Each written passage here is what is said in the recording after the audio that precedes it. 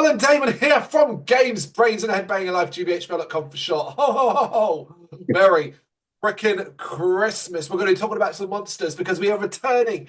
As we promised, we are returning to Costume Quest. We are wrapping it up because when we covered the show back in Halloween kind of time, we noticed and acknowledged that there was a Christmas special added on to the end. And we said, hey, we're not going to do that now, although you watched it then. I didn't look at it and touch it. Now we'll come back to it at Christmas time to talk about the 34-minute Christmas special end of Costume Quest episode that exists. If you don't know what Costume Quest is, it's an animated TV show on Amazon Prime that basically follows some kids who basically use costumes to transform into heroes and deal with monsters that are constantly trying to steal nougat and sweets and take over the world and all of that. It's based on the game series Costume Quest 1 and Costume Quest 2 that were released by Double Fine. Old games, but very enjoyable. You have played both now as well, right?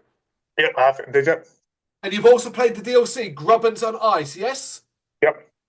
Because that's the nearest link we've got. While this is not connected and not like a remake of Grubbins and Ice, that's a holiday Christmas DLC for Costume Quest. And this, of course, is a holiday/Christmas episode of Costume Quest. We loved Costume Quest. We both were thoroughly impressed by that show. We really, really did. Enough so that I was excited to watch this. I actually, because obviously I watched it months ago, I actually went back and rewatched this episode yesterday, and I still enjoyed it. And the fact that I actually remembered what I watched was also a good point, a good thing for me. Yes, I will reiterate that I think this is a very enjoyable episode. A nice little half an hour spot that kind of continues, weirdly, does actually continue on from the series events of Halloween. But adds in some nice little new little touches here and there, just to kind of, I guess, put a little bow on Costume Quest present overall. It's called Heroes on Holiday, and it premiered on November 22nd, 2019. It's Christmas in Auburn Hollow, and everyone is feeling festive. Ned Nougat gives us a brief recap of the events of Lost Halloween and introduces the story. He'll pop up a few times throughout the show, including one really weird song bit. So Ren, Reynold, Everett and Lucy are thrilled to be enjoying a holiday without having to worry about saving the world. We're all very excited about Christmas in their own way. Again, should be noted here, the voice acting is so good. Like the life these characters have. Yeah, they definitely had some sort of knowledge of either experience in the games or some sort of knowledge around that area, because they are actually the acting is very good. So who is Dudley? Well, Dudley is a nerdy-looking boy who claims to be a super fan and self-declared head of their fan club. The kids don't particularly love him, but they agree to let him be the head of the fan club provided he keep their abilities and the existence of monsters quiet from the grown-ups. So the grown-ups are still living in a certain level of ignorance. Mm. After he agrees, they head to Norm, who is decorating with Una. And I was like, oh man, it's good to see them together. That's what I'm talking about. There's where our investment pays off, because obviously the Una and Norm side of things is such a heavy part of the main plot of Costume Quest. So this feels like a payoff to sort of see them together, decorating together, and just being happy around each other. Yeah, so they're building on their friendship. Yeah. Kids arriving together, they all gather around and watch newsreader Kimberly Butterwater do a piece on the upcoming Christmas Festival of Cheer. The festival will culminate at Nougat Town, where Una will gift everyone with a surprise, and the kids are very excited. The animation in this show is quality, and here, like, it's a good example of the way they're all like, "What is it? What is it? What is it?" And you get all like close to the drooling mouths. I love that stuff. Una reveals to them that she has a new Christmas nougat formula, and everyone will get a taste. On the TV, though, they witness the arrival of someone new, though. It's monster hunter Sylvia Razor, and she's here to hunt monsters, and she's convinced Auburn Hollow has them. So Razor, yeah, she's like a podcaster, obsessed with like social media stats, and very angry and upset that everybody calls her basically crazy for believing in monsters. Yeah, very energetic character. Energetic is true. And there is in similar fashion to what they did in the main show, there's an overarching story surrounding this character. And it's basically based around how she needs validation from the internet. The fact that she's been called a crank and people have told her she's like crazy or nobody believes her, it bothers her a lot. The fact that people have given our podcast a thumbs down bothers her a lot. Yep. Norm panics naturally and reveals that he's aware of Sylvia and knows of her previous actions in getting rid of monsters. Una agrees that they have to ensure Razor doesn't find out what happened on Halloween. It's worse, though, as Norm has Grubbins in his basement, including Rudy Toots. He's one of them down there, and they are still hot for nougat. So it's not like these Grubbins are like, oh, we're all good now. They still want nougat, but they're kind of just working in Norm's basement. Hearing that the Christmas festival is in danger, the kids set about trying to clean up the mess from Halloween, but have to do it subtly. But they realize they're missing events at the festival, so they try to shortcut their cleaning by burying stuff under the snow. Now, you can already see where this is going to go wrong, right? There's no such thing as shortcutting it here. Of course. As they finish, they hear something inspire Monster, who comes bursting out of the trees and begs them for help. He's being chased by Razor. The kids grab him and try to get him away from her, but she's tracking it, and no matter what they do, she is an answer. This is a very energetic action scene as they're kind of transformed into their sort of powers. She's driving a massive truck trying to chase down this monster. She's got snow. She can't see properly. She can't see them. They're doing everything to kind of hide their identity. They do manage to get the tracker off, stay incognito and get rid of her, and then get the monster back to its human suit, though. So they do win this round. Yeah. In the end, the kids missed a tree chopping event and disappointed they head back to Norm. Razor emerges from a crashed ride, though, and notices a glow under the snow. Uncovering it, she finds a piece of debris from Halloween, which is glowing with magic, so she takes a sample. So here it's all going to come undone for the kids. Yep. Back at Norm's place, they find it empty, except the 3 Grubbins. Norm has left a message instructing the kids to watch the monsters, which they're not happy to do as they're now missing more events at the Christmas festival. But the monsters managed to talk the kids to go into the festival. They're going to dress in a costume, and they promised that we're not going to go after nougat or anything like that, but, we'll all just get out of the house, that kind of thing. And you're proper like, the kids are really dumb here. They're a little bit like, you guys have learned nothing. Come on, man. Yeah, it's like they've been tricked by like the old family Christmas spirit thing. Yeah, it's their desperation not to miss out on Christmas stuff. Yeah, the whole message here is about their selfish behavior, really. Yeah. We then got a montage of the kids and monsters at the festival as Ned regales us with a song. This is the song part. Inevitably, though, the draw of nougat becomes too much and the monsters rush off to the factory. However, en route, they bump into Babs, who is holding a nougat wreath, and well, let's just say it all goes wrong here from this point onwards. Right. I thought this was terrifying. The sight of the monsters starting to just drool and ooze the slime because they're hungry for nougat, I thought it was like a horror scene. I mean, it felt like it was supposed to be horror. They're proper, definitely like bloody like proper like it's monstery and stuff like that. Definitely, yeah. Yeah. She screams for monster, and that's heard by Razor, who's working on an analysis to sample. Hearing it, the kids realize they've messed up, and the monsters try to hide, but end up in an alleyway where Razor confronts them. They beg her for mercy, but she refuses, and it's the kids that end up stopping her. They inform Razor that the monsters are under their protection, but Razor doesn't care, as she has the proof she wanted and refuses to hear their plea. So this is the thing with Razor. She only really wants proof that monsters exist. It's not so much about destroying them, but more just proving people wrong. Pointing out that people, look, I was right. It's validation, yeah, because obviously she's been laughed at and giggled at, and it's reminds me of like I do these far-fetched things, but it reminds me a lot of like Mulder and Scully from the X-Files. He just wants proof of the aliens, and yeah.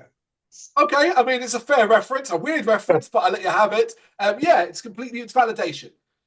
So Razor calls over the townspeople and declares that she has monster proof, which seems to be her main goal. However, the monsters have secretly managed to sneak into the sewers and get away. The kids use this as a chance to play up that Razor is calling them monsters and they're scared of her. Oh, they're quite little dicks here, aren't they? Yeah. They proper go in on her. The townspeople naturally are disapproving of Razor, who then reveals the vial and claims that what inside is magic. The kids realize they're screwed up, but are also able to play this off as Rooty Toots' hair gel. And the townspeople, obviously like cynical as hell, are more than happy to believe them and head off to the party. Razor, embarrassed, isn't letting it go though, and tells the kids that she'll find the proof after she finds out what is in the vial. But threateningly says, "Look, when I find out what's going on here, I know who it all leads back to." I do like this character, and I like the depth, the nuance to her. Yeah, I mean, she's only been. This is the first we've seen her in this episode, and she already has that sort of a feel, that attachment to, So She fits. She fits. She fits. So where did the Grubbins go? They went through the sewers towards Nougat Town. And inside, Norm is uneasy and Una tries to comfort him, believing that the Christmas festival will distract everyone. I love this scene. So Norm's kind of like, look, I don't feel great about leaving the kids with the Grubbins. They can't be trusted. We shouldn't really be here and all that. But Una's argument, and look, what we need to do is distract everyone, not just the kids, but the townspeople from what happened at Halloween. And we do that by making this Christmas festival go off, basically. I'm like, yeah, I get the thinking. Yeah, trying to get back to like normality, normal life. Yep. The Grubbins are inside, though, having lost control, and seeing a massive nougat Santa, they devour it. However, it starts to make them feel odd. This isn't normal nougat, and through shadows, in another horror scene, we kind of see them transform into something much worse, potentially, than they normally do. Hearing that noise, the kids realize they have made such a mess of things, especially as everyone, including Razor, is now heading towards Nougat Town. They have no choice but to think outside the box, especially as the Grubbins have transformed into large Christmas monsters. Razor is over the moon, crowing about being right until a funny scene. She's, I was right, yeah, this, that, whatever. And one of the monsters just knocks her away. Panic starts to set in, but the kids have used the violent magic to become Christmas heroes. Everyone is now excited, believing it's part of a show and simply refusing to listen to Razor. No matter how much she tries, nobody will listen to her. As the kids deal with the monsters, Razor now realizes this isn't hair gel and puts it all together, that there's some form of magic and that those heroes are the kids. And she finally puts it all together. So seeing that, she figures, well, I'm going to get involved. She decides to drink the last bit. And basically, in a really one of these really mental scenes that we get in Costume Quest, she kind of gets attacked by a state of mind where all the mockery and accusations that she's experienced over her life transform her into a type of monster herself. And I was like, my God, what a message. What a message you're saying to people. It's like, look, if you treat people, like you don't have to believe them, you don't have to agree with them, but you mock them, you humiliate them, you create a monster, and it's like, that's really fucking relevant. Yeah, like, all that hurt and anguish is still inside her, and Yeah. that's what's created the monster. Yeah, I'm a genuine believer that if you tell someone like they made a mistake for doing something, they won't learn from that mistake because you're just telling them, if you're like, oh, you're a fucking idiot because you did that, they just become more stubborn because you're calling them names. Just something like there's a way to operate. And this is, I think it's a really good message. I think it's really well done. And we didn't get a really cool, powerful action scene where she is way more powerful than the kids. And actually, in the end, the kids have to beg the monsters, Rooty Toots in particular, to help. They have to appeal to the good side of the monsters to help them. And we get like what I thought was going to be like a big self-sacrifice thing, particularly since it's coming from Rooty Toots, who obviously has been a betraying character throughout the main show. And they attack and like Razor enough so and basically knock everyone back to normal through that. Very great scene, very cool scene. indeed, and all the adults thinking, are just thinking it's part of the show. Well, yeah, and it helps that Dudley comes along and ends up covering to them, and basically he's all like, "Oh, what a great show! Wasn't that amazing?" I was like, "Nice one, Dudley. That's how you do it." Yeah, clever. And Una then comes along and basically thinks on the fly and says, "Yep, this was all part of our plan. This was the show for Nougat Town, and it's going to become a yearly tradition." And yeah, then Razor, coming around after having been knocked unconscious, realizes that the monster saved her. And basically, there's a momentary friendship, like a truce almost, you know? She's going to let him go because it's Christmas. They're like, oh, we're friends now. And she's kind of like, no, don't push it. But it's a Yeah. nice little ending to it, and a sort of Merry Christmas bow in the end of the last thing we're going to do about Costume Quest as well. Another one bites the dust. But yeah, Yeah. thoroughly enjoyable. Thoroughly enjoyable. If you really liked what the main show did, you're going to like this. But it's got a nice festive twist to it as well, with the addition of Razor and the sort of continuation of where the Grubbins and the kids are at this stage. I really liked it. It made me feel delightfully fun and festive. Yeah, because I mean, they could have just done like a standalone episode, nothing at all to the series, the Yeah. two series, but they actually done a continuation, which is always nice, you know. So yeah, very enjoyable. Yeah, I like the fact, I think that's it there as well. I like the fact that we're coming to Auburn Hollow after Halloween with damage still existing, a desperation to try and hide things and get things back to normal, still aware that the Grubbins are still a problem, and intentionally drawing in more attention from the outside. It Mm. almost is an argument to sort of say, well, there would be nothing new, and there probably never will be anything new in this world ever again from a show perspective. There is a sort of sense where it's like, oh, I wonder if this was to potentially set up ideas for future show, a future season where it is more about Yeah, people outside, and Razor would be a character and stuff like that, you know? yeah. I mean, whether or not there's any more around costume, whether it's a game or whether it's another series or whatever, I do feel like this is a show that I could go back to in a year's time and watch it again and still enjoy it. Yeah, I actually watched one of my favorite episodes from it pre-watching this, just to remind myself of how much I enjoyed that episode. I don't, first Mm. of all, I don't think we're ever going to get it. I think Costume Quest is done. It has been a Mm. very long time since we got a game. I don't really see us getting one in the future. You never say never, but I don't see why we would.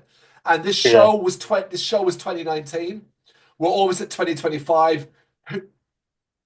Not It's very, likely. very likely. Not Yeah. likely, but it's fine. That, you know what? That's fine. I'm more than happy just to look at what we've got here, which is what, 12-ish, yeah, 12 episodes. Is it 12? Yeah, 12 overall of Costume Quest, the Halloween stuff, and then this one 35-minute Christmas episode. I think that's a good return on our investment. Yeah, because if they always do too much, maybe they go too far, maybe they lose sight of what they're doing potentially, you know. So it does happen. Yeah, I'd argue as well. We'd end up in a sort of Donkey Kong Country, Viva Pinata thing if they carried it on, where it'd just be random stuff. And like one of the Mm. things that really appealed about Costume Quest is it was telling a story from beginning to the end and adding in all the Yeah. layers of the children growing up, having issues in their lives, and all those elements were so much more enjoyable. It's a good show, folks, and this is a good Christmas episode to kind of wrap things up. Yeah, that's Heroes on Holiday. Costume Quest, the Christmas special. You got any thoughts on it? You know what to do. Let us know in the comments and have a wonderful Christmas period. Thank you very much for watching. If you'd like to see more content like this, please consider hitting the subscribe button. It is gratefully appreciated. You can find us over at gbhbl.com, our full website, where reviews, news, and so much more goes up daily. We're also on all social media platforms: Facebook, Instagram, Twitter, Threads, at GBHBL. Just search for GBHBL and you will find us out there. We also have merchandise on sale. You can access the shop via the website.